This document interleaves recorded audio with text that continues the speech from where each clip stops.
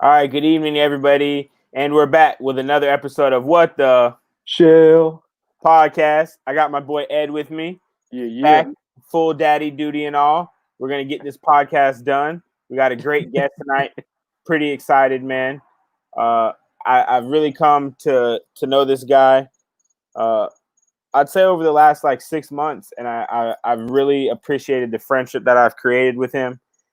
Great guy. I got to admit, it was a struggle to say his last name for the longest. But yeah, man. Ed, did you know of this of our guest prior to me telling you who he was? Dude, it's kind of and that's exactly what we were talking about even before we got on. Is don't be afraid to tell about yourself, because it wasn't up until you can probably vouch probably 10 minutes ago. I looked at his name and I was like, how am I not friends with our guest? And yeah, so I Facebooked him, and I was like, oh, I've seen him the whole entire time. So it's one of those things where it's you see people and people from however, just being in groups, and it's just cool to get to know people on a more personal level. So even if the viewers right now, they're like, well, we get to know them and stuff, but more personally, well, we know them just as well as you do, So that's the cool thing, is that you get to build that personal connection with people and get to know their hearts, because nowadays I think it's even more vital to get to know where people stand in their hearts, and give them a platform for the lane they're in, man. So and I gotta give a shout out to my wife also for giving me this 1 hour time slot away from the twins and everything. I put the little other one to bed, so we're good to go on that one. And I made dinner, and I'm trying to get my ducks in a row, bro. All right, man. Don't end up with another set of twins. Man. Don't you say that. Hey, I'll say just this. joined too, so don't do that. I won't, bro. I won't. I'll take it back. Hey, I'll say this. It was interesting how I came to know our guest. It was actually Kevin Minto reached out to me. Okay. And he saw I was selling some loggerhead musk turtles that I had acquired. And he messaged me and was like, hey, my buddy Michael, he's interested in the musk turtles. He's, checking you out on the Facebook group to see if you're legit and won't scam him. This is a really great guy. He's doing really great stuff. If I really think you should, try to, help him out on the price, don't go, crazy trying to, make a lot of money off him. And so I was like, okay, Kevin's a good guy, man. And so I was like, all right. So, I messaged him, got to know him. And I feel like, the friendship has just built. He sent me suggestions for future guests, all kinds of crazy things. Yeah. I mean, hey. Just talking to him briefly for that 5-10 minutes before this, man, seems like a real down to earth, humble guy, and just eager to share his heart, man. So I'm excited to have him on. Let's get him. Yeah, man. Let's go ahead. Wait, how do you say his last name again? I just want to hear you say it. Just for the viewers. I'm not to put you on the spot or anything, but come on. Michael Thathuvaswamy. Okay, there you go. Let's see. I'll take it. Let's add him. Was I right? Was I right or wrong? So it is Michael Thathuvaswamy. Okay, that's not even close. It's one of those fun things when you go to grocery stores here and checkout line. I give the card to those. A lot of the grocery stores here locally, hire the high school students, and the girls and the guys are looking like, how do you pronounce it? And once you say it, they're like, oh, so just like it's spelled. Yeah. So I tell people there's no silent S, M, nothing in there. So try to spell it out. And yeah. Thanks for having me, guys. Appreciate it. And lovely evening to you both. Yeah. No, it's a pleasure, man. I've been excited for this one for a while. I think yesterday we were having a conversation, and you said something about where you were at in 1999. And yep. And what did you say? You had graduated college and was already working? I'd finished 4 years of college. I'm an engineer, and I started working. So I was 1 year into my career, if you will. And I was 7. Right. And of course, we were talking about this in relation to the whole really infamous or famous world owners group. For those who are listening, you guys know what we're talking about. So that's always a fun topic. But I appreciate you quickly walking me down the memory lane, because when I was driving back home today, I was like, it feels like I've known Cody, or we've been talking a lot. How did I meet him first? I totally lost track of the fact that the loggerhead musk turtles were the first, how we met. And Kevin, and Dan, both of them gave glowing reviews for you. And it might have, I don't know if it felt like an odd thing, like, hey, this guy is going around asking about me and like whether I'm a scammer or what, and I'm sure I didn't use like whether this guy is a scammer, because, there are a lot of new folks coming in. I don't know. But, I can probably count within my 10 fingers the number of people from whom I would pick animals in a heartbeat, and have picked animals over the last 17 years that I've been in the hobby, which if you think of it, it's weird, but that's kind of the weird nature of it. And I'm actually thankful that you are out there. As you know, I've been happy with the musk turtles as well as the Florida box turtles that you've sent, and we have talked. You're open to feedback. Oh, hey, go on. You also won my raffle on Instagram. You got an Indian spotted turtle. Right. Funny enough. Jeez, right. Yeah, that was a comeback for me with Hamilton, and I'm super excited. Yeah. Yeah. So tell a little bit about yourself, man, since you've been in a while. How'd you get started? How'd you go from, what you went to school for to, was it always a passion? Like, start us off, man. I think it was.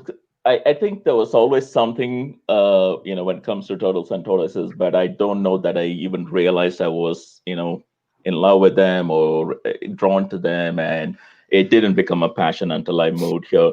So I was born and raised in India, especially in southern India. That's where I did my college and everything, and I moved here to do some contract work for clients, and I had my own business, so I had clients here. And then, of course, I fell in love with my wife, who's from here, and that's kind of what ended up anchored me here. Otherwise, there wasn't really a whole lot to hold me here, even though probably the turtles, but I don't think I would have gotten visa to stay back because I love turtles, right? I lived in a concrete jungle, guys. My story, my young, childhood isn't like many of your stories or Russ Gully stories, where Russ often talks about how we used to look at musk turtles for hours and chase them. I did none of that. I went to a private school that had a small zoo within school camp premises. Back in India, it wasn't like an ACA kind of a thing. And also, and among a lot of things, they had Burmese pythons. One of the favorite thing to do for whatever odd reason is to watch it eat. They would feed it once a week or twice a week. That was, for a 6-year-old, 7-year-old, that thing was both scary, but also amazing, fascinating at the same time. And they had a good, right? Yeah, go, you don't do that, man. Fetal goats and whatnot. Yeah, when it comes to snakes, I have kept a couple of snakes purely to get over the fear of snakes. Back in India, we kill before we try to figure out if it was venomous, if it would have caused any harm. I mean, we didn't have time. A lot of people die in India from snake bites if you look into the statistics. So after I moved here, I got a corn snake and a ball python, and my rule of thumb is I'm not getting any snake that can put my fist in its mouth. That's where I draw my line. But yeah, the school had a good rule of thumb, man. I never heard of right? That, man. That's pretty good, man. Not to stop you, but what kind of snakes did you have over there that were native that you guys ran into the most? Yeah, I come from the land of king cobras, right? Right in our backyard. Yeah. Well, that's why I say I stress the ish. It's sweet-ish. It's like and that's one of many that kills us out there. Like I said, I'm not so super fluent with what all other species we have, but that's also because the lack of awareness and education, and of course this was also the days before the internet exploded. So today, this afternoon, I saw Cody, somebody pinging you from India saying, "Hey, I love diamondback terrapins. Can you send me one?" So I'm kind of jumping over, but yeah, that's where it started. The school had star tortoises and a species that I wish they still had, so I can go back and ID what it was. It was some kind of a semi-aquatic that would go in and out of the small pond they had.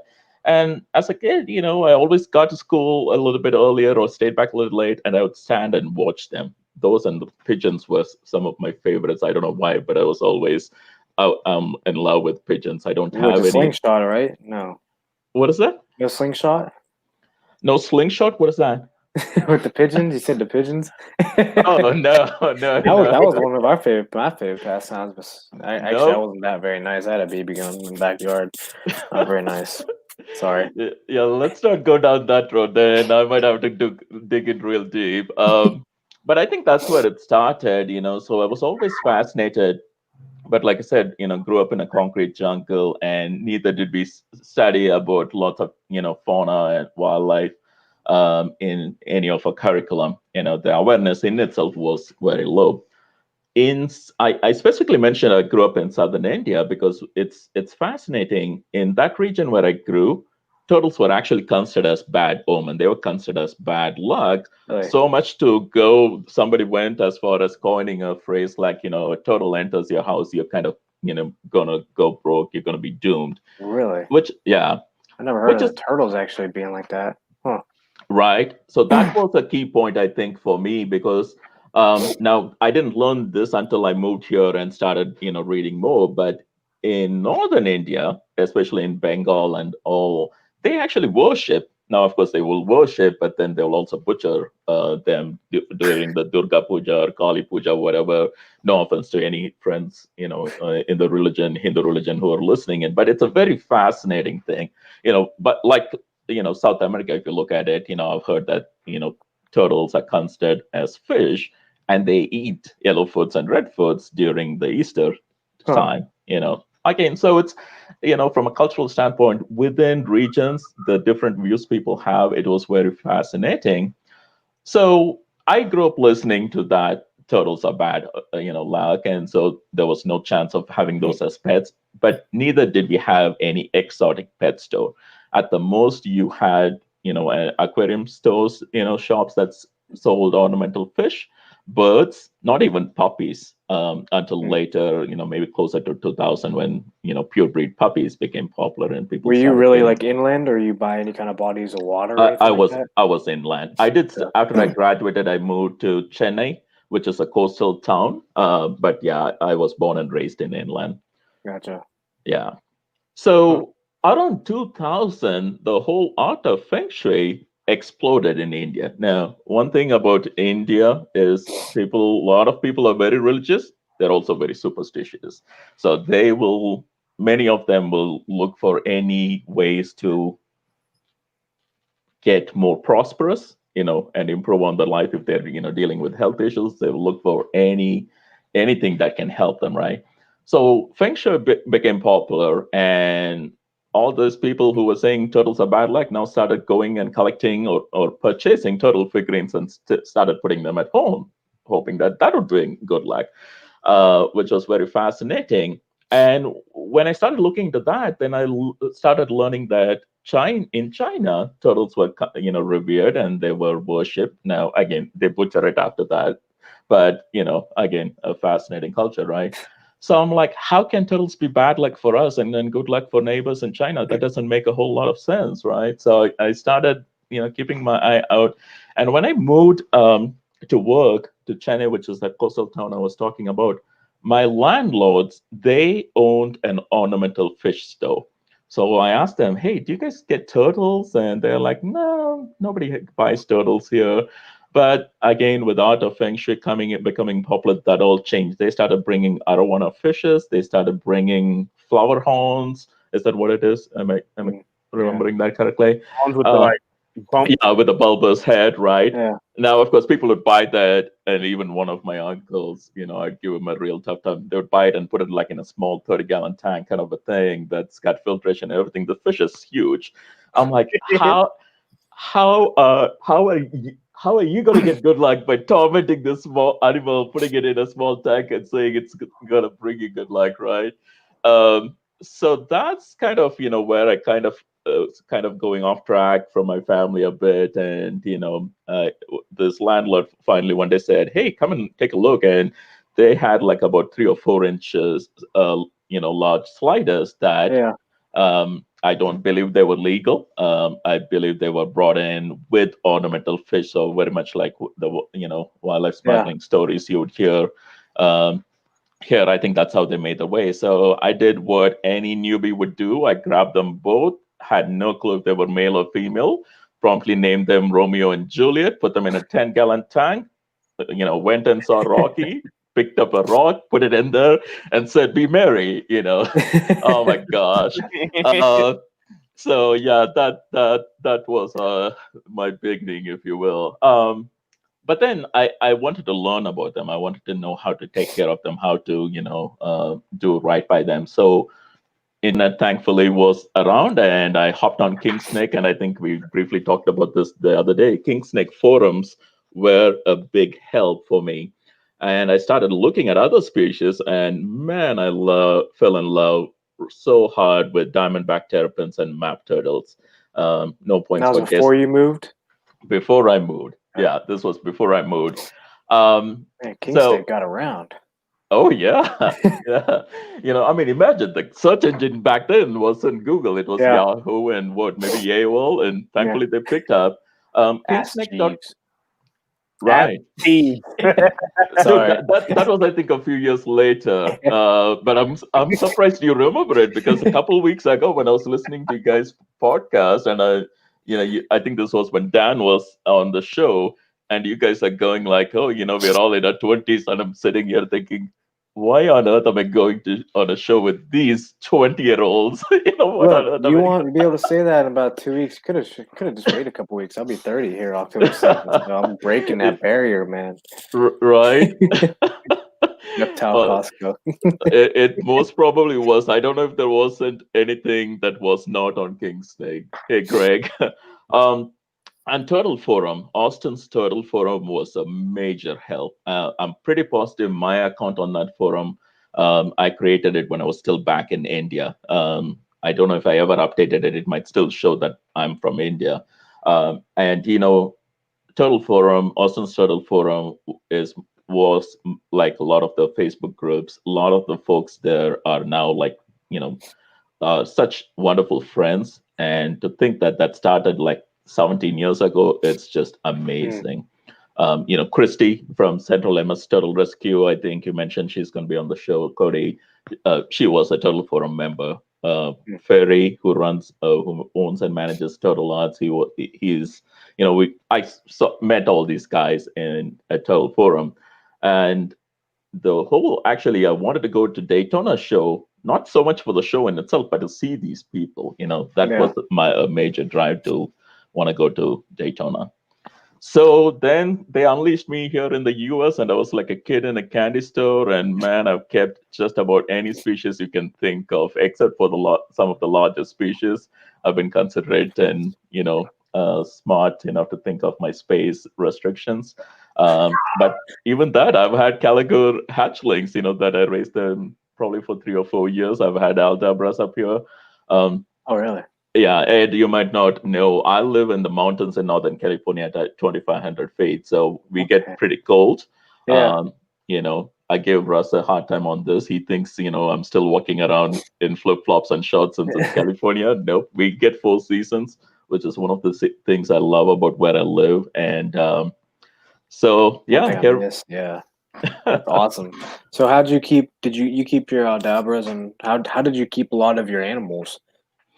So I ended up actually with a lot of species that doesn't hibernate. That includes redfoots, that aldabra, one sulcata, which was my wedding gift to my wife. And often I joke like I should have just bought a diamond ring. It would have been much easier on me, especially now that I have to evacuate every once in a while.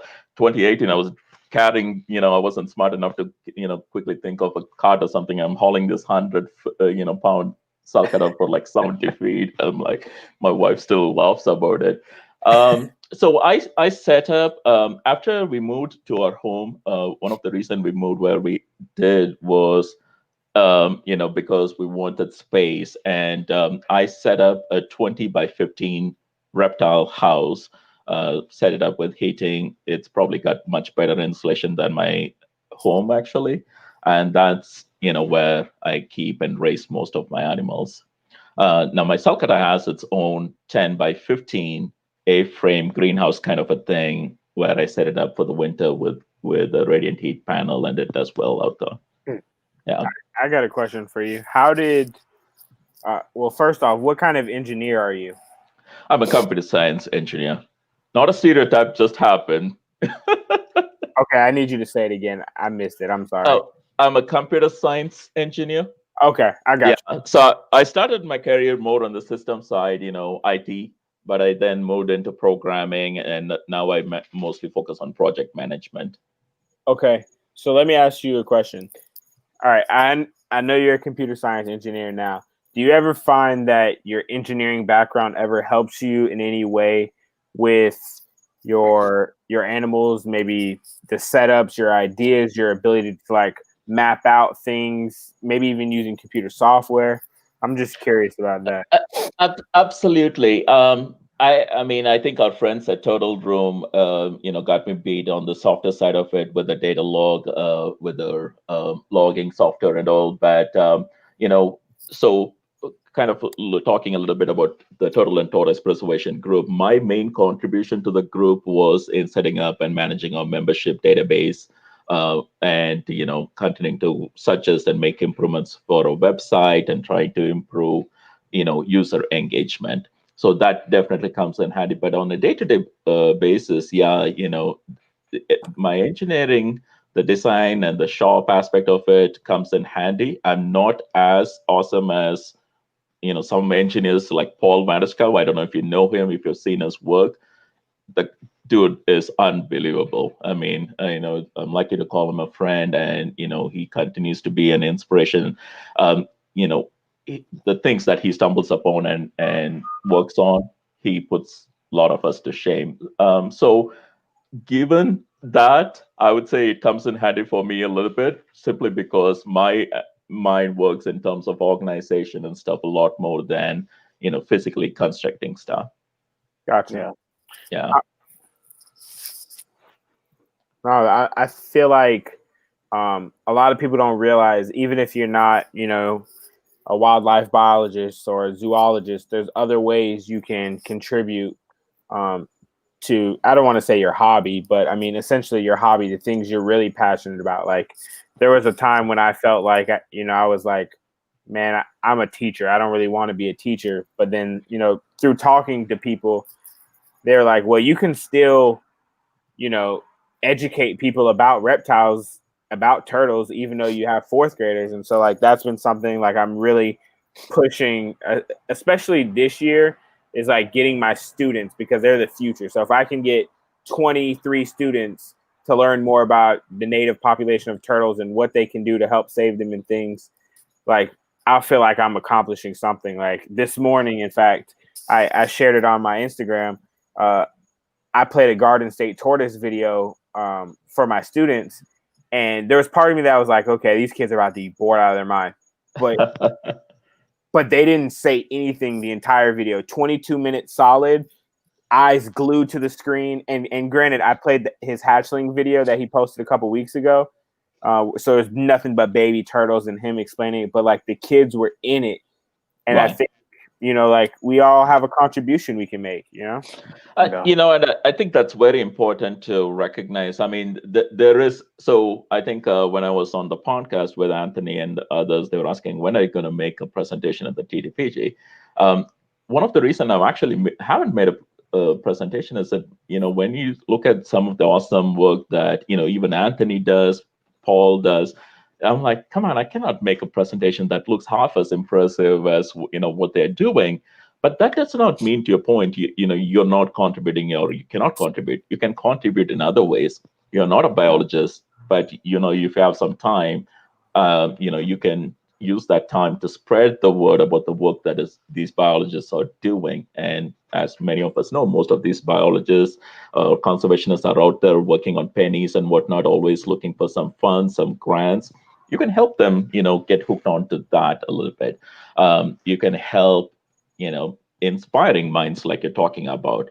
Right. You never know, you can show it. So I'll tell you one example. My son grew around the animals a lot. Maybe it was a bit of an overdose sometimes. And so I'm very particular about how I want things done, so maybe I micromanage him a little bit. So he doesn't spend a lot of time doing things around them or with me in terms of husbandry. But when a couple of years when I did take animals to his school and I would talk to the kids, I think he was about 6, 7 years old. You'd see that suddenly he's starting to talk. He's saying things about these animals that I didn't even realize he had observed. Yeah. So when you're talking about these videos you're showing, maybe sometimes they're not looking excited, but you show 10, maybe one of that will spark something in them that they will just grab and run with, and that makes the whole thing worth it, right? Maybe you Right. won't, maybe you're not going to inspire every single person you're sharing or talking to. I don't think that's the point. If we inspire one person who then goes and inspires 10 other people, Yeah. I think it's life well spent. Yeah. No, Yeah. Definitely. I definitely agree. And I'm even thinking about, even now, even though I'm a little bit held down, I still, it puts me in a place of, humility and realizing, home base and how important that is, whether it's, taking my daughter out, every other day, and just those things like that is just invaluable. And it's always good to keep that at heart as far as, almost it's a check to your system, because sometimes we can all get so busy and get so da da da. Even if it's in your career, or even if you're doing wildlife, or if you're doing zookeeper and stuff like that. We talked to Anthony a little bit. He's like, sometimes with vet, it's not glamorous. It's a lot of work and everything like that. So Yeah. but then he goes back to his home base, and that's his sanctuary. Just like all of us. And and we're able to share it any way we can. Whether it's now, I mean, with the platforms with Instagram and Facebook, it's like, man, if you got some kind of voice, you don't even need a voice. You just need these, and Right. you can share just however it's impacting you, because I guarantee you that's the beauty about your story and so many others behind, that we were so intrigued because of your culture and the background. Like, we don't know that kind of stuff. Just know how it's been worldwide and not just in our little bubble of the US. That's almost invaluable, because it puts it in the perspective of almost what we do have, and to Right. not take it for granted. Like, you see a lot of things going on nowadays with our hobby, and pushes for a lot of laws and bans. And it's like, we got to really form together, with USARC and stuff, to be able to actually keep these animals home, for the right reasons, for educational purposes. Right. Yeah, and also, even though I'm a computer science engineer, now the funny thing is my dad is a doctor, and I didn't even take biology as a major in high school because I did not want to go down the path of having to dissect a frog or whatever they were going to throw at me. I was like, nope, I can't do it. But you fast forward the years, you get passionate about something. Now I'm a turtle rehabilitator here in Butte County in Northern California, and I'm a director for Bidwell Wildlife Rehabilitation, one of the directors, and I take in all the turtles that come through to our doors. Sometimes you're dealing with something I didn't that's even know that, man. yeah. Now that's something if I say, oh, well, I don't have a biology degree, I cannot do or cannot help. No, your passion will take you. You connect with people. Christy, oh my gosh, I cannot tell you how many times I've bugged Christy. Amanda Ebenek, I don't know if you know Amanda. Amanda has been amazing. She wrote a book, which I don't have the title in front of me, but I'll send you the link later. It's I mean, the purpose of the book is not for you to treat and deal with anything that might come up with your turtle, but gives you a good solid idea on what might be happening, what are the options, so you can work with your vet to help the turtle. Now sometimes I live in a remote county. I'm blessed to have a veterinarian who works with me, and he will look at sliders just as much as he will look at western pond turtles. That's been very helpful. So anything that comes to our doors, I can take it to him. He doesn't turn it away.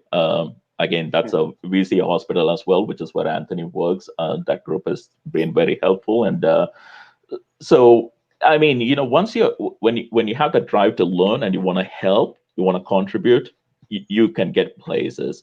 And just like we are talking about, if you can influence just one or two people to think that they can make a difference, Yeah. rather than thinking they cannot do anything because they are not a biology major or anything, that's worth it. And that's kind of what my purpose is. When I talk with people, either through Shell Friends website, I don't work with a lot of glamorous turtles. I don't, or what some people might consider glamorous, but that's not the point.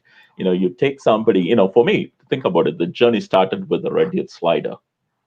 It didn't stop me. It's brought me, I've kept a lot of things, and now I'm focusing on species, or want to get focused on species that many people don't even consider as very attractive and are not going crazy to add to their collection.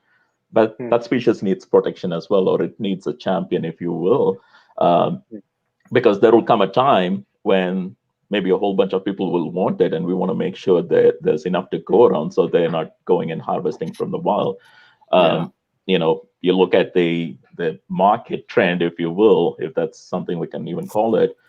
Animensis, nobody wanted it, and then suddenly everybody wanted it, and there wasn't enough to go around. Same thing with the Nigricans, Kwangtung River turtles. Nobody wanted it. One of my friends, actually, when I reached out to him back in 2004, I think he said, "Are you sure you want it? They're just ugly cousins of reeves, And fast forward 6-7 years, every one of them was being scooped up. You had the money, you still couldn't get your hands on those. So you never know. Wow. Let me ask you this: what all do you keep? My kind of standard response to that question, and how many do you have, is who's asking. So I have North American spotted turtles and wood turtles, which were two groups that I initially started focusing heavily on. And the reason was, I was new back then. I would read about these groups in Europe that would, head start animals and release them. And in my head, I was thinking, oh, maybe if I put together groups and breed them, at one point, maybe I'll be able to contribute hatchlings that can go back to the wild. I didn't realize the politics behind it back then. So I started with those. Then, as you know, I've kept diamondback terrapins, including ornate diamondback terrapins. Lisa was a wonderful friend. I know you recently talked about the bloodline. I don't know if you ever know how each of those animals meant a whole lot to her. It's almost like she came close to like naming every one of them, and she might be able to tell you how the personalities were or what they did yesterday during feeding time. It was insane. I miss her a lot. But I was about a year late to the no kidding. Yeah, the Facebook group. Yeah, and she loved life. I mean, with everything that she went through, she you go through through life with somebody like that, they kind of inspire you to want to live your life to your fullest, and with all the battles, kind of wake up and still look to the day. I learned a lot from her. So with the wood turtles and spotted turtles, as far as North American species goes, I'm getting into some of the box turtles, Florida box turtles. I'm absolutely in love with them. I'm putting together a small group and going to be taking care of a large group for a friend, like I mentioned. But I have quite a few Asian species, which a lot of people, kind of like, those are just cheap turtles. So, the Chinese golden thread or striped neck turtle, sinensis, Kwangtongs, Nigricans, reefs turtles. I think those are my Asian aquatics that I focus on. And hope if I'm lucky, in a year or so, hopefully we'll start hatching out some Trifasciata, which I have no idea what the subspecies are. Anthony and we've scratched our head, or I scratched my head around a bit. He said, Michael, just enjoy them. Don't worry about what the subspecies is. You're just talking go. about what's the common name for that? Oh my gosh, the flowerback, is that the flower? No. The golden coin turtle is one of the common names that I've heard. Common names are a pain, I apologize. So, I mean, some people would refer to redfoot tortoises as red legs, and then you have somebody else referring to Kwangtongs as red legs in a different part of the world. Golden coin turtle, I believe, is probably one of the most popular common name. And I was reading, in Thorsten's book recently, that I guess that common name came about because it was expensive, and it was making the turtle farmers rich, and I guess that's how that common name came about. I've heard that the jelly they make out of that turtle is one of the expensive stuff that you can find out there in the market. And I don't know if you've seen pictures of some of these turtle farmers' homes or offices. It's insane. Um, I'll have to find the volume of the Tortoise magazine. Yeah, there you go. Well, I think that's true for some American species, North American species as well, but also because they clash with the Asian species, right? Spotted turtles. Like, well, are you referring to a Hamiltonian, or are you referring to a? I mean, Uniphilus at one, I think, also has a common name of spotted turtles, but or at least some people refer to it. Imagine trying to look at cache sheet for North American spotted turtles, Cadata versus Uniphilus. It's insane. Yeah, it took me a minute to realize I had to type in like the location. Like when I first realized I wanted a spotted turtle, I just typed spotted turtles for sale, and like 3, 4 different turtles came up. I'm like, all right, I want this one. And then I mean, you type in North American spotted turtle, it goes straight to it. Or you type in Indian spotted turtle. I mean, even Hamiltonian. What's the black pond turtles, Indian spotted turtles? Yep. There's like a third name too, if I'm not mistaken. Probably. I wouldn't be surprised. I mean, somebody messaged me over the weekend, like, "Hey, Michael, somebody said this is a Japanese pond turtle. Can you take a look?" I'm like, "Well, okay, so that's a Mutica. Maybe some people call it a Japanese pond turtle. I'm more familiar with it as a yellow pond turtle. But then I'm more familiar with the Mauremys japonica as Japanese wood turtle. So yeah, that's why common names kind of get so confusing. I think I'm intentionally on my Shell Friends website and Instagram. I'm trying to use the scientific name more and more so that people will kind of, at least those who are starting and reach out to me, will kind of get into that habit. Because I mean, you probably have seen Russian tortoises being referred to as testido, and I'm like, yes, that's right. But then they also like look at the picture of a Hermione, and like, oh, that's not a testido. Here's my testido. I'm like, well, that's also a testido, but this is also a testido. Yeah. So it can go all over the place. So do you still do your engineering and then also the other rehab stuff, or are you pretty much solely doing a lot of the rehab? No, I thankfully, a long time ago, one of our friends in the hobby said, you cannot really make a whole lot of money following your passion, or pursuing your passion. So either you have to strike a balance saying, okay, I'll make little money, but I'll enjoy this and do this full time. I work for the California Community Colleges, one of the largest community college system. We have 116 community schools within the state, and I lead projects across all the schools there. I work for a small unit that's grant based, and we take technology solutions and implement in any of these schools. So the rehab, thankfully, I work from home. That gives me a lot of flexibility. I don't have commute time, so I work with animals in the morning. I don't have to wake up as early as Anthony does. I'm like, sucker! I gotta give him a hard time whenever I can. Love that guy. So, and then in the evening, now my son is 15, so that's kind of put a little bit more time back into my pocket, if you will, to do things with animals, because he's not really a whole lot interested in hanging out with me and doing stuff. He's got his own world now. He's finding his own. So how'd you land up in Northern California then? Mostly my wife. So yeah, Southern California was my first destination, Costa Mesa, Irvine. But my wife lived over here, so we met. And then when we married, I've always kind of worked from home, so I could work from anywhere. So I landed here. I will tell you, the first time I flew over to Sacramento, for somebody who was been in LA and whatnot, flying over, and I'm looking, all I'm seeing is farmlands. I'm like, what am I doing out here? Where are the buildings? And actually, I'm pretty positive at one point, driving through the small towns of Orville and whatnot, I asked her, where do people work here? And she stopped at a small convenience store and told me, see, people work at the convenience store. I'm like, all right. So because I know some of the hurdles that you mentioned about, following your passion, that thinking you're like almost kind of quote unquote qualified to do that kind of stuff when you don't maybe have a degree. When you're getting in, what opened up to position, and I want to say either on a two-sided confidence level from you, and then on the side of, even reaching out to be able to actually do something like that with the rehab, and they can, just because you've been doing it for a while and just your background, is that something that they just Yeah. gravitated towards?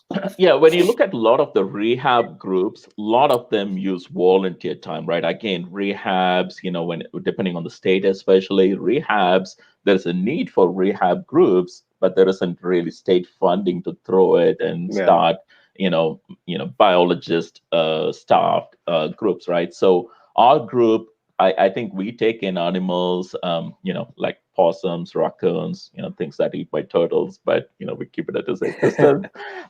Fawn, frogs, a lot of birds. We take them for 4 or 5 counties around us because none of those counties have the help within reach. We do a lot of traveling, to go pick up the animals and bring them in. I live about 45 minutes from the vet's clinic, and they'll be like, "Hey, Michael, we have a slider here." I'm like, okay, can somebody bring it to me? And we can't find any volunteers, then I make the try.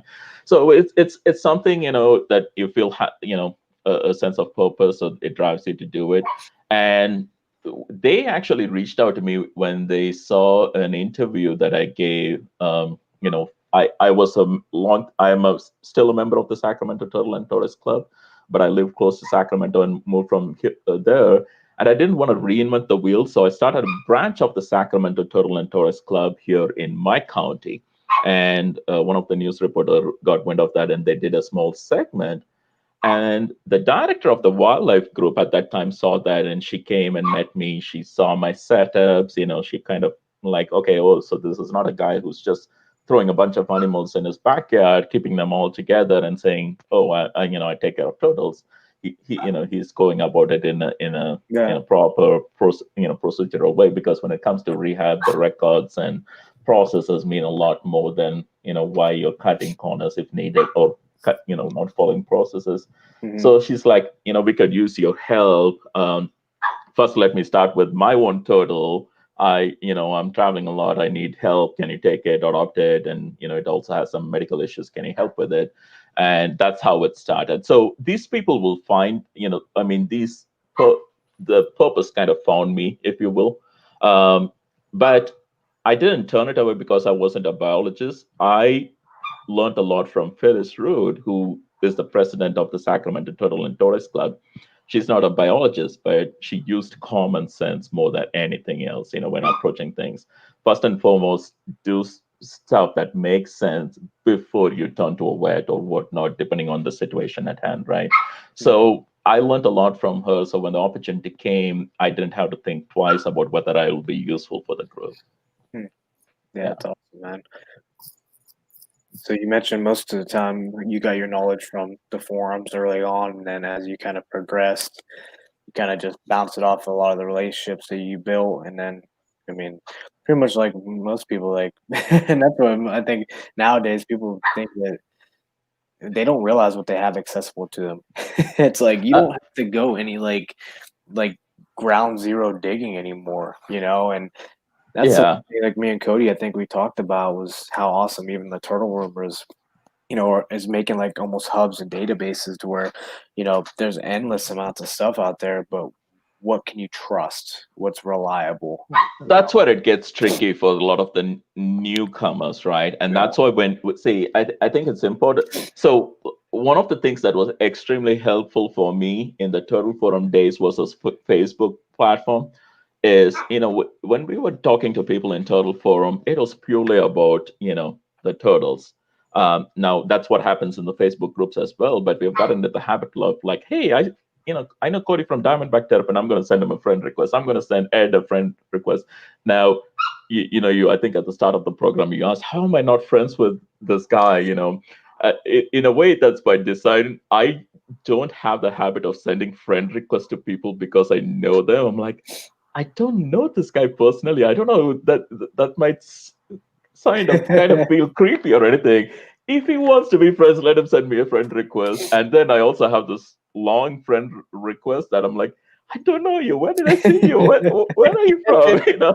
Is that why Cody was like, you look on friends list and you got like maybe 20 friends, and you're like, is this dude legit?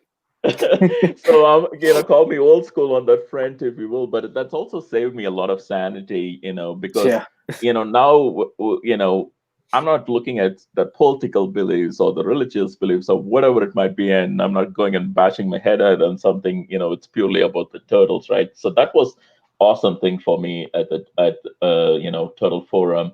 Now with Facebook, I am friends with a lot of people just because our hobby connects us. But I also kind of follow them and the discussion on the groups, not personally outside. The follow on, follow button has been a lifesaver for me.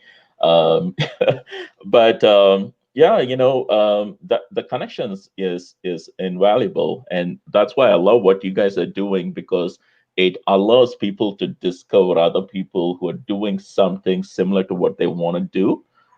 Maybe who lives close by. They're like, hey, can I pick your brain a bit? Yeah, Be- definitely. be- Come on.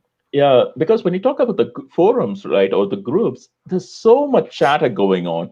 And when you step away to work and come back, just catching up sometimes feels overwhelming. Yeah. Um, I'm still very active in the Sacramento Turtle and Tortoise group, but I've taken a back seat.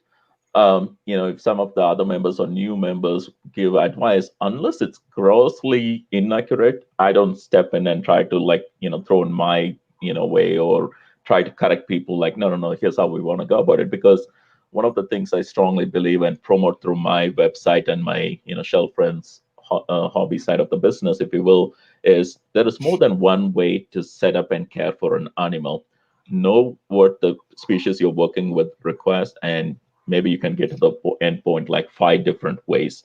Observe what 5 different people are doing, and pick something that's going to work for you, that's going to help you stay on top of the husbandry, that you're not prone to like putting things off, like changing whatever it might be, wherein you can actually enjoy the animals, don't end up with a sick animal. Sit back and watch the animal go about interacting with its surroundings in the way it should. So yeah, Getting to know your definitely. animal personally. Yeah, like you said, taking nuggets. Like I think we've touched on it many times. It's like, you can have a wide range of things and have everyone say everything, but until you analyze your own animal, like I mean, if you have any kind of passion for, you should know your animal and just Absolutely. analyze and like take it for that, and then take all the nuggets, but like look at your animal first, because every animal's different. They're not gonna. I mean, they got personalities. They're their own being. It's like, And they have the mind of their own, right? I mean, yeah, let's take something as simple as diet, right? Somebody posts a picture or a recipe of something awesome they did that the turtles go crazy. So you go spending an hour preparing it and dealing with, stinky fish and whatnot. yeah, Especially I'm a vegetarian; it's extra complicated. Um, and then you serve it, and the turtle looks at it and looks at you and says, "Do you have something else better for me?" I'm like, I just spent an hour preparing that. That's like my story with some of my box turtles and my wood turtles, especially North American wood turtles. They've got the, I mean, and that's probably because they kind of, I think Cody and I were talking about, I told them I have them in a large setup, but I need an even larger setup for them. They can hunt for worms and the mm, snails so they're probably not, when I go give them food, it's probably more like additional stuff that they're looking at. So they are, mm. they have the liberty of being picky. So you get the Um, more natural. You want to keep that more natural inclination and habit and kind of mindset for them a little bit as y- best you y- can. yeah, that I think I often Russ Gurley kind of instilled that in me. I think more through his books than because I didn't know him personally back then. But that has saved. I mean, Cody knows this a bit. I've been moving more and more towards species that will hibernate, that I can keep outdoors year round, so I can spend less time on their husbandry. Picking up after them, less Yeah. time, and also less money, heating them, cooling them, whatnot. Um, our environmental conditions are now challenging. So I'm kind of having to reevaluate that, and I'll be reevaluating that if this continues. 3 years now or 4 years now, we've been spending a couple of months under the cloud of smoke, and Mm, that is not good. That's not good for the animals, and that's not good for me either, because I'm out there outdoors with an mhm. N95 mask, working for an hour plus. Wow. Don't mean to be whiny. I know the firefighters and others are dealing with carrying a lot more and Yeah. spending hours and hours on, I mean, now actually putting two together, have you, being with the rehab, have you gotten a lot of, because of the fires and all that kind of stuff going on? I mean, So or is it? not this year yet. 2018, we definitely. I mean, we took in mountain lions. We took in, Oh wow. that were burned. Now, of course, we work with partners from other groups and help them, bounce back. Wait, did 2018. you just say mountain lions? Yeah, Yeah, yeah, man. I was over here trying to. I'm like mountain lion. yeah. We live in, yeah. Most folks could probably get raccoon and stuff. We will get fox walking over my turtle enclosures, and I haven't seen a mountain lion here, at least not caught in my camera. But we live in mountain lion territory, bear territory. Yeah, Huh. yeah. It's crazy. Um, So I was thinking, so what kind of, I know, so you went from the hobby and you started that.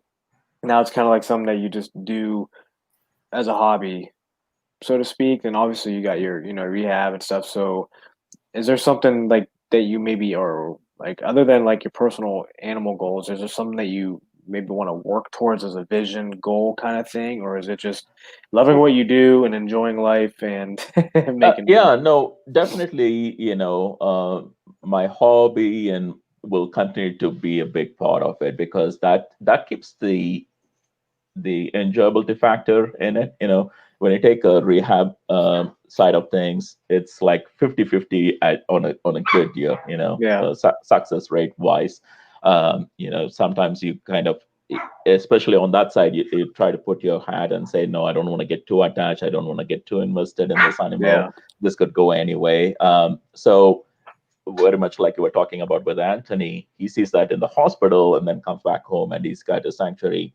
I do both at my home. We don't have a rehab facility. I do both at home, but the animals and being able to feed them and just sometimes just sitting in the middle of the yard and watching even my Salkara do its crazy antics, it just brings you peace. And then Yeah. sometimes it revitalizes you. And my mission or purpose and goal is to continue to be able to bring people together, and which is what we do at TTPG, Total and Torres Preservation Group. I think you were asking about how do you continue to kind of stay updated or continue to learn. The TTPG conference, which we did our 10th conference last year. This year we had to cancel, unfortunately, but that for me and many of my friends has been amazing. It's like our annual retreat. You take 3 or 4 days, or if you're lucky, a week. It's like a retreat where it's like, okay, what else did I miss? What new developments did I miss? Or hey, Paul, what are you doing new in terms of incubation? And just Huh. sitting through the presentations, you can pick up so many ideas.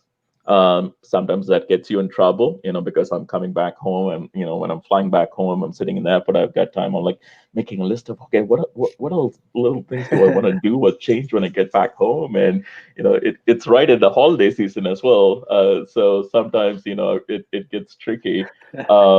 But yeah, the TTPG conference has been amazing for me because you get to see what others are doing, not in a rushed four picture, 5 sentence description on a post, but a 30-minute presentation or 40-minute presentation. You'll be able to ask questions, and then Yeah. grab a beer or a burger and sit down and ask more questions. That's been a wonderful tool. I love doing that. I love that group, and being able to talk to the different members. I'm the director of membership, so I manage memberships, kind of help people with the renewals. If they have questions. Um, a couple years ago, Russ Gully looked at me in like 2018. I couldn't make the conference because of the fire that I had, that had me evacuated from home. And he's like, "We missed you. You're the social butterfly in the group." I'm like, "That tells a lot. I'm not a social guy. I'm like, leave me here, by myself. I'll just be happy." So, but when you put me in at the conference at the TTPG, I'm happy to see new faces. I'm happy to spend time and make sure they feel welcome and comfortable, so they kind of, feel like they're not an outsider or somebody who's they're a big deal. Everybody who shows up there is a I big have deal a question for you, Michael. Yeah. Could you kind of explain to the viewers what TTPG does, like what it is for those that might not know? Yeah. So the Turtle and Tortoise Preservation Group was started off as an idea, Russ Gurley idea back in the 90s. When I first met him actually through King's Neck Classifieds, I wrote him about a flower marginata, and that's how I started talking to him. And his email, I think, signature said Turtle and Tortoise Preservation Group. And, if you remember, like I mentioned, I put together the spotted turtle and North American wood turtle groups with the hope of contributing to the future, right? So I wrote to him and said, what is it? And he's like, well, it's a group of private hobbyists who come together and try to further, share, husbandry ideas, share healthy offspring, provide a surplus list so people can pick animals from people they kind of hopefully will know and get to know. Yeah. That was the intent. And he said, I think this was in 2004 or early 2005. He said, consider yourself a part of the group. But it wasn't until 2010 when Drew and James from Arizona came together with Russ. So then they formed a new board, new director, directors came on board, and we decided we were going to do a conference to bring people together to meet our goal. In simple terms, the goal is to connect hobbies. Doesn't matter what species you're keeping. Again, it kind of goes back to what we spoke about earlier. If you're passionate about turtles, whether it's box turtles, sliders, I don't know if guys know Dennis Urich in Florida. The guy loves sliders. He gets excited talking about sliders. So that's the thing, that passion and what that you can translate that passion into. That's where TTPG tries to come and give a hand. It's not a group that with a very broad agenda or any very targeted agenda. The one targeted and simple goal is connecting people so we can continue to make sure the hobby will grow and continue. Like what you talked about earlier with USARC, TTPG works very closely with USARC, with Phil, when it comes to issues that impact turtles. Richard Five, who was one of our directors and a member, worked a lot to try to overturn that 4-inch rule. You can read about that on the TTPG website. But in simple terms, the goal with TTPG is continue to connect people, bring them together by providing this platform, that November conference, so their passion can continue to grow. You come there. Oh, go on. I was going to say, so how can people join TTPG? So go to the website, ttpg.org, ttpg.org. That's the simplest way. Our membership, I think now is $40 or $45 a year. You get a reduced entrance fee or registration fee for the conference. You get the Batagur magazine every year that goes out in November or December. That reminds me, I need to kind of do some proofreading for us. I told him I'll get it out on Monday, and here we are on Tuesday. He's probably cursing me. And also you can find us on Facebook. Send us a message through Vanessa, who's one of our amazing directors, or one of the two of us will get back to you. I'm going to poke at this because Ed and I had kind of talked about this a couple of days ago. Can you tell us more about the Batagur? Like, you and I have talked about it, and I know a little bit about it, but I think some people might not even know it exists, and it's a resource that people need to know if you keep turtles and tortoises, man. Absolutely. So the Batagur magazine is TTPG's newsletter, if you want to look at it that way. It's a publication we put out once a year. It goes out to all the members. Non-members can also purchase copies through our website. And you can also order back issues. What we strive for to get into Batagur magazine is articles that have not been published before, or articles that have been published in other countries but not in English before. We work with authors to translate it and publish it. And again, we try to get in tips that people can use to improve their husbandry, incubation techniques, hatchling rearing techniques. There's also some species profile, continuing to introduce new species to people who might not have seen them. That's the goal. But you don't have to be like a biologist to write these articles, right? Not at all. Not at all. Because remember, TTPG is a group that's focused and dedicated to promoting captive care. So it's about people like me, people like you, other biologists. We have lots of we have lots of members and supporters who are in the zoo world, who are biologists who do field work. But again, you take one of these folks who works at the zoo, when they go back home, they are hobbyists. Yes, being a zookeeper is the profession, but you're hobbyist, you're passionate. I mean, Chris Hagen, look at Chris Hagen at TSA. Before he was at TSA, he was at the Savannah lab. He's a biologist, but he spent so much time in Turtle Forum. If you knew him back in the day, I picked up so much from him. Actually, I think I picked his brain a hell of a lot when I got interested in nigricans. So he was a kind of a launching pad for me.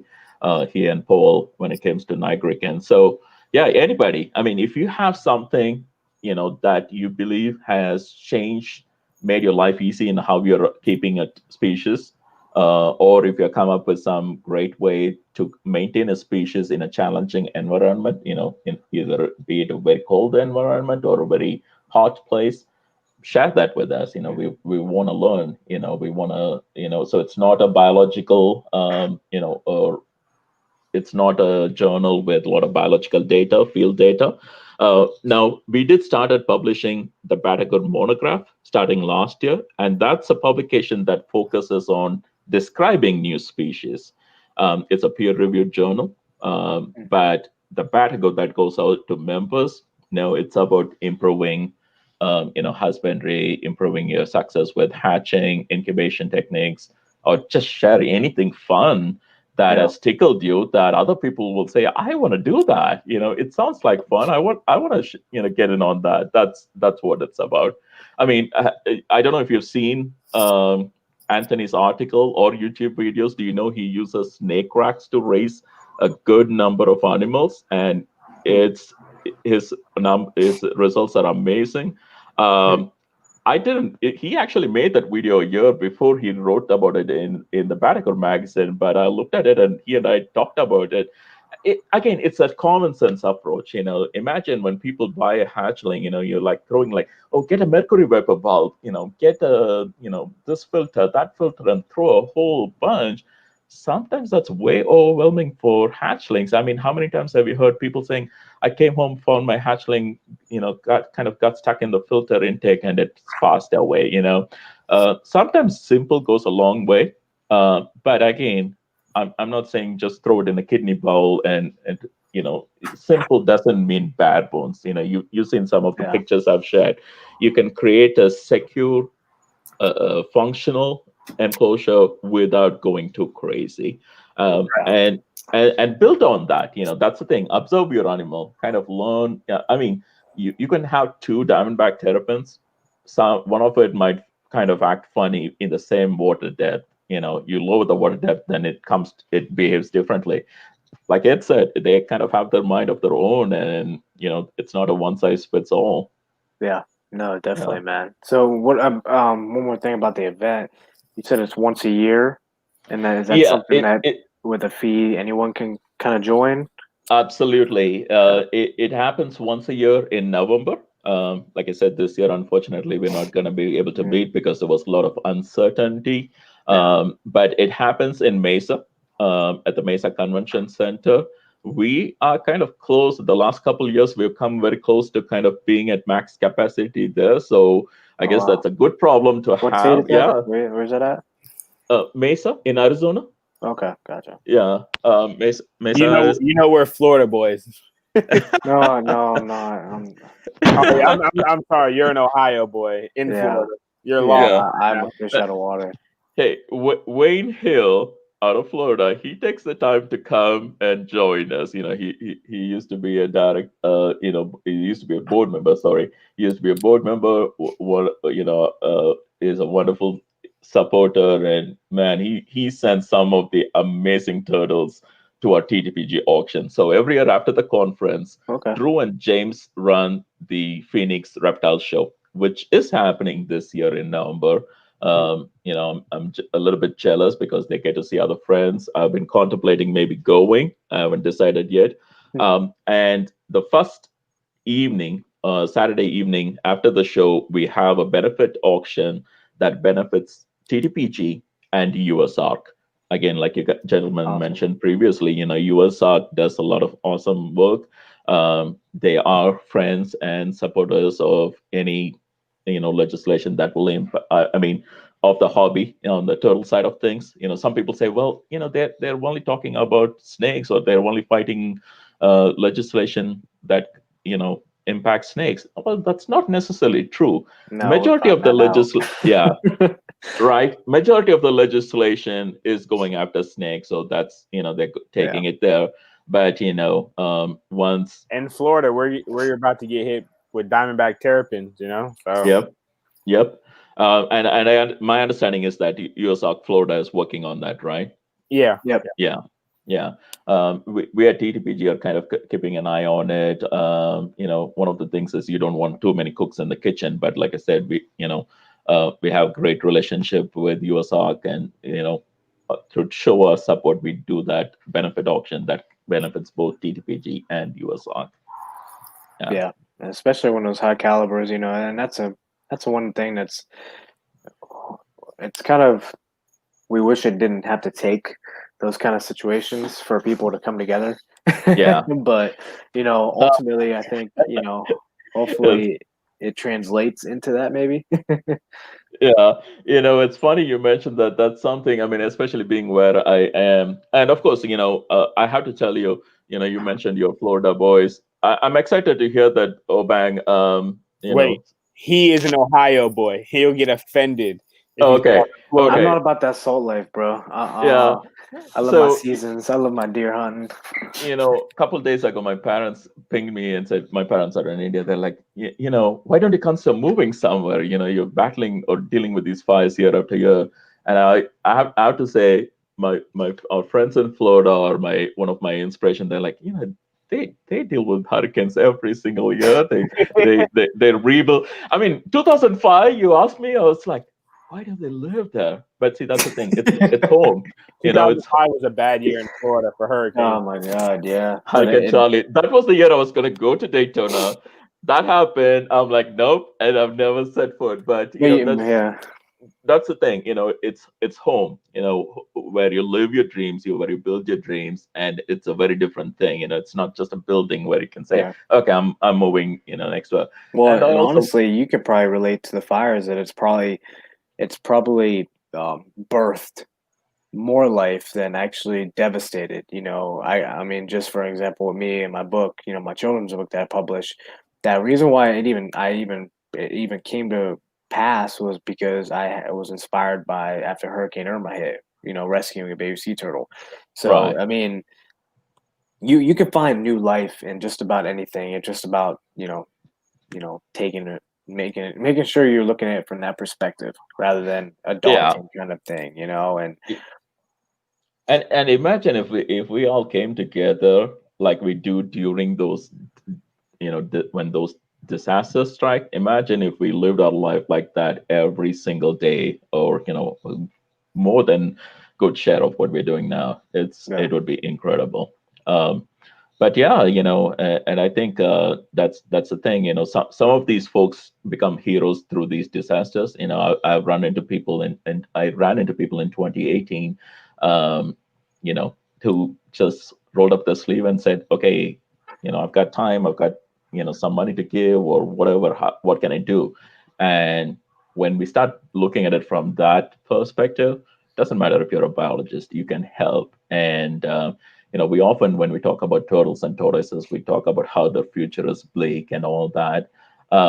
But I think once in a while we got to look into the hobby side of things and say, okay, you know what, we keep up with this, we keep up supporting these new people who are coming, and that's why, shelf friends for me is my focus. I try to focus a lot on newcomers to the hobby, and I focus on species that newcomers can handle without getting overwhelmed.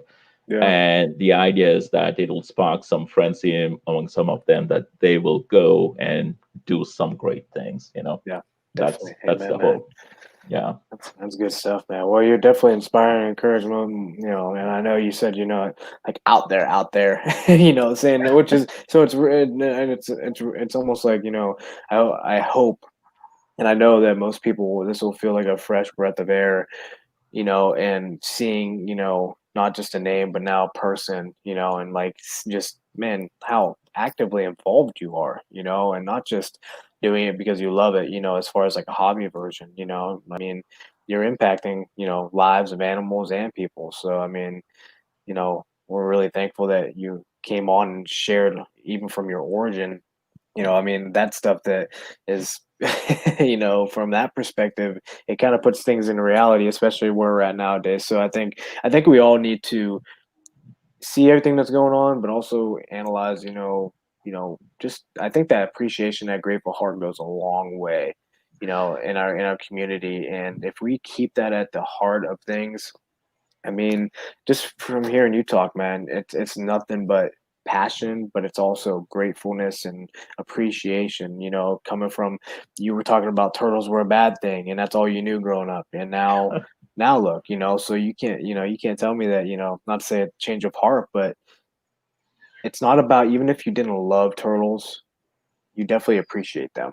And I think Yeah. that's a difference between knowledge and sharing with people, is that I can do one of my educational programs with my book, then yeah, the child might not, turtles might not be their new thing, but they will have an appreciation for them, which Right. bar none is going to stop them from hitting them, killing them, or just even being interested remotely in them. I mean, you know what I'm saying? So Just add the voice, if nothing else, just adding the voice. I mean, in some of the rural areas, or sometimes even in cities, you go and you'll hear stories of kids, smashing turtles in a park. They found it. I'm like, why anybody would do that is beyond me, but that's like their mind probably is not like taking the time to appreciate it. But then you have that a voice, either it's another teenager or somebody who's voicing like, don't do that. They're not a biologist or anything, but somewhere they found that appreciation, like I said, Yeah. it might not be just for turtles specifically, but just having that appreciation and being able to appreciate it, what's around you. I mean, once it's gone, we can cry all we want. It's not going to come back, right? Yeah, come on. And I think that's where, for me, those parallel tracks, if you will, between the rehab and stuff, whatever failures I might face in rehab, you come back, you open an incubator, you see a hatchling, like still puts a smile, makes you get up and go again. And next day you receive a call, you're like, yeah, sure, I'll come take it, rather than saying, hell no, I don't want to do it again. Yeah. Because it's in a way, it's a circle of life, right? It's not always going to be successful. Every single turtle cannot live forever. It's we'll run out of space. It's a cycle. Being able to doing both the rehab and the hobby and breeding kind of helps keep that in check for me. Yeah. For sure. Yeah. That's good, No, man. it's definitely been a great podcast, man. I'm glad you agreed to come on. We're definitely going to have you, back on in the future. Well, I sincerely appreciate you guys having me, and anybody who's listening. I'm thankful that they took the time to tune in today, or if they're watching a recording. Yeah, a couple of weeks ago, I think it was Dan's episode again, or maybe Anthony's, when the question you asked him is, tell viewers why you should be on What the Shell podcast. I'm like, oh my gosh, if you ask me that question, oh, maybe I'll tell him, well, you ran out of gas, you could have told somebody else what to answer. So I said, yes. But yeah, if one or two younger folks out there, or older folks, remember, you're never too old to Yeah, come on. change things for for the world around you, right? So if somebody says, hey, I've got time, if this guy can do it, that's the whole point, I think. And I often say this like a broken record. if this guy from India who lived in a concrete jungle can do and can make an impact, pretty much anybody can if they decide they're going to. That's the whole point. Yeah. I gotta ask this as we wrap up. You're on the spot now. Favorite species of turtle? Go. Oh my goodness. There's a 5-second rule too. What is it? There's a 5-second rule. Gotta go. Okay, my favorite species would be the North American wood turtle. I called it the logo, right? Oh no, that's the Reeves turtle. You're right. You are right. You are right. But now I want to, just so that somebody doesn't come and call me out on it, a favorite species, and is different from the only species I can keep. If somebody put a gun to my head and said you got to get rid of everything else, you can keep only one, that would be crassicolus, the black marsh turtle. It's a very underappreciated species. They still bring in from the wild, and they don't lay a lot of eggs. You're only the second person I've heard mention that species of turtle, honestly. Yeah, it's a beautiful turtle. It's a black turtle. In some cases it's completely black. But that's the thing. It's like, Russ often says, if people can maybe pick one species and focus and ensure that will continue to survive. So if you look at it from that angle, if I go down that road, that would be one species I'll keep and try to, make sure it goes wherever I go, as long as I can land in a spot where I can keep turtles. But North American wood turtles, it's, you look at their eyes, it feels like they want to kill you, but they are like puppies. Reefs, oh my goodness, I call them water puppies. If you've seen my ads, they, people say, oh, slide. So you asked a couple of days ago, it's like, okay, I keep mostly diamondback terrapins. What other thing people are keeping? And people talk a lot about the personality. And I'm not sure if it's an age thing or something. I used to be there. I'm like, I gave up on spenkleri. I gave up on pancake tortoises when I was younger because they hit a lot, and that was boring for me. I'm like, I go in, I want to be able to see my animals. I don't want to have to dig them out. But fast forward 15 years, I look at it in a very different way. Now I have pancakes again. Don't have spenkleri. But you kind of, I think, you start getting to a point where you're willing to accept an animal for what it is and see the beauty in that. Every single one of them, right? I mean, I would in a heartbeat give up an arm or something to be able to have alligator snapping turtles in California. I cannot have them. It's just amazing. Joel Garcia and I every once in a while will go at it back and forth. I tell him there's no ugly turtle, and he will send me a picture of an misformed turtle that they hatched or somebody else hatched, and it's like, what about this one? I'm like, you know what I mean? In the wild there is no ugly turtle. Be it stink pods, be it crassicolus. There's something about them. If you're willing to give them that time to show that, if you're willing to take the time to kind of observe what it is about them, you will fall in love. Not everything is depending on the environment you're in. Not every species might be for you, but you will see that beauty in them. Yeah. Amen. No, man, I definitely agree. A great way to end the podcast, man. Yeah, thank you so much for having me and allowing me to babble on and on. Come on, man. Well, hey, look, that's the big thing about the profile, and just letting people unleash them and just say, hey, we want to hear your passion. We want to hear people's voice. I mean, that's the point of all this is like, look, it's not about, opinions and thoughts and like, well, who's this and then this. It's like, look, everyone has their niche and everyone has the way they do it and what they love. I mean, that's all that matters. That's all that truly matters, because I tell you what, if the world is more full of as passionate about as each and every person that we've had on, that's what we want to impart into the people that want to learn. And it's not their fault that they don't, but they need that outlet. So if this is an outlet that allows people to be able to hear that, then absolutely, that's a win, man. Like you've said the whole entire podcast, man. One or two people, it doesn't matter, man. So Absolutely. I started out with my dad, did educational programs, at my school in second grade. He brought stuffed animals, like stuffed deer, and he didn't bring Yeah, real actual animal. But like now, fast forward, like that was a tipping point in my life to where now I yeah. see when I'm bringing turtles and doing my book reading, and I have my daughter coming up to me, wanting to, show all the other kids, and she's 17 months old. Like, come on, man, like.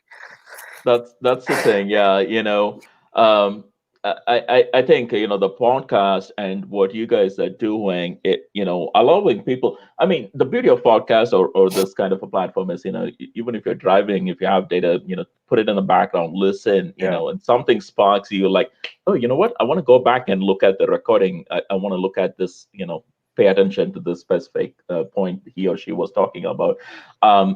And just giving people a chance to be inspired or get fired up, that's Come amazing. on. Allow that. I think Cody, you and I think before you probably even started the podcast, or maybe the first week of it, you and I were talking, and I probably annoyed the hell out of him. I'm like, is there an exclamation mark or something? My old eyes cannot see it. Come on, move them. I don't know if he remembers it. Yeah, But on the flyer. yeah, right. But the new ideas are, kind of gets me going, because it's like every new idea has the potential, to make an impact, right? And that was this, what you guys are doing. I'm truly looking forward to, when Christy is coming on. I haven't heard her full story. I'm really looking. October 13th. October 13th. Yeah, I'll mark that in my calendar, because again, what she and Luke are doing, I mean, it's incredible. It's and again, if it can influence 5 people to say, oh my gosh, they're doing it, and so I can do it. Okay, how do I go? Let me connect with them. Let me pick Yeah. their brain. It's magic. It's pure magic, and I'm excited for that. So thank you for doing what you guys are doing, and thank you for giving me this opportunity. I'm thankful. Hey, I didn't realize it when I booked guests, but our guest next week is actually Kevin Minto. Make sure you ship some string cheese to him so that he is not hungry. He often comes back from work around this time, and when he jumps on, he gets hungry. It's yeah, this is something I give Anthony a hard time about. I'm like, geez, you're a monster when you get in front of the microphone. You give Kevin such a hard time. It's like, Oh man, yeah. I was watching the podcast yesterday, man. Yeah, and he's like, well, I keep thinking he will snap back, but he doesn't. He doesn't do it on the show. Kevin is such a sweetheart. I'm blessed to know him, and he's been kind enough to take time to talk to me when I'm paying him and bug him, and I love seeing his journey with his daughters, just as much as your journey with your daughter, Cody. Ed, I haven't started stalking you yet. I'll promptly do that. But it's funny. It almost sounds me. Feel much makes me sound much older than I am. But when I see Kevin's pictures with his daughters, or collecting the flowers and food for leaves for his tortoises, or Anthony doing that, his daughter helping him in the turtle room, those little things, imagine the possibility there, that always brings a smile to my heart. And the big thing, I think the biggest point that you're making is that they're just sharing. Yep. They're not putting anything on blast about how, I don't know. They're just sharing their life with their kids and everything, and Right. the enjoyment of it. That's all we're all doing, is just sharing. Yeah. You don't have to put some big huge review out, or like, saying No, because I apologize, Cody. Maybe I'm dragging this out, but one quick point. Think about how many parents or to-be parents get freaked out about salmonella, right? I've had turtles before my son was born. He's 15 years old. He's athletic. He's healthy. And he's always been around turtles and tortoises. They share the yard with him. You teach what to do. Right. And that's what I tell people. It's a tremendous tool. I mean, if your young daughter, or son or niece or nephew, anybody falls in love with the animals you have, they want to hear. Take the time to share that. Take the time to take them out to other people who are doing things. One of my friends, Mr. Ron Blue, I think he's in Ohio. he's opened up his house to neighborhood kids to come and learn, kids in local schools to come and learn. Imagine that. And the joy that he shares is undoubtedly out there, but the way he's able to impact or potentially impact the kids, it's amazing, and I sure hope to see a lot more of that. I mean, once in a while we see negative stories like, oh, people came back, somebody came back and stole this or that, but it dwarfs the positive impact that people are able to create out there. And I'm excited for that. And that's what, when I see Kevin posting, I hope some other to-be mom or young mom who's concerned can see that picture and take comfort knowing, like, no, my kids are going to be okay. I just need to be, careful, use some common sense, we'll be fine. Don't, the 4-inch rule didn't make a whole lot of, still doesn't make a lot of sense to me. I'm like, why? Oh, you mean kids put turtles in the mouth? Well, can't they suck on a leg or something? Even, if we sell them a turtle larger than 4 inches, can they stick their mouth in the rear end or something? So yeah, let's I try. think people are more worried about another person, and we have to wear a mask in front of a person. But yeah, washing hands, which is always a common thing after an animal. It's what a world. No, I appreciate it. Guys, thanks for tuning in again. We appreciate it here at What the Jill Podcast. It's been a great episode. Michael, thanks as always. You're probably going to get a message tonight because in our conversation, it sparked me to already ask you a question. Not necessarily podcast worthy. All right. Well, remember, I love to talk. Maybe not talk, but when it's turtles, I love to talk. So let's talk. Yeah. Well, I'm just waiting for the friend request approval. He's not going to request it, and also be ready that he's gonna. I did request. I'm talking about the approval. Let's see. Oh, okay. He'll approve you. You'll get approved. Thank you, guys. Again, I appreciate it, and Ed, nice night meeting you. We haven't spent a lot of time, but I'm looking forward to that changing in the future. Brother. Yeah. Right. Take care, guys. All right. You have a good evening, guys. We'll see you next week, same time, same place. All right, guys. Have a good night. Bye.